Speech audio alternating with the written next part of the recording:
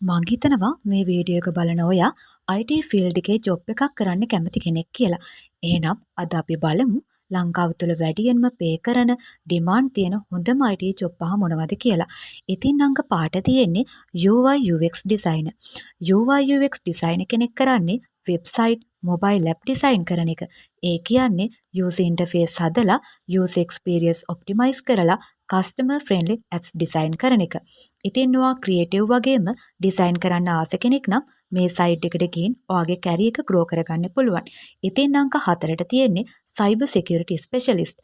ඒ කියන්නේ ethical hacking, computer system, networks වලට attack ආවොත් ඒවට සොලියුෂන් දෙන කෙනෙක්. ඒ කියන්නේ සයිබර් ඇටැක්ස් වලින් ප්‍රොටෙක්ට් කරන එක.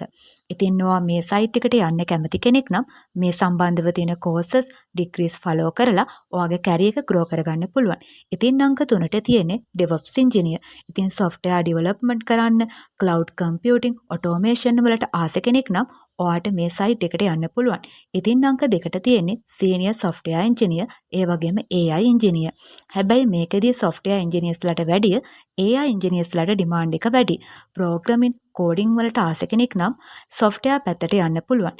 ඒ වගේම data analysis වලට ආසයි නම් AI part එකක් වන machine learning පැත්තට යන්න පුළුවන්.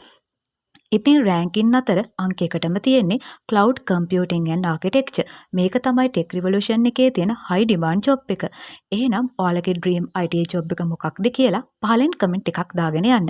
ඉතින් මේ වගේ jobs ගැන, courses ගැන අලුත් updates අපි daily අරගෙන එනවා. ඔයාලා තාමත් අපව subscribe කරලා නැත්නම් subscribe කරන්න. ඒ වගේම තවත් කෙනෙකුට දැනගන්න share කරන්න.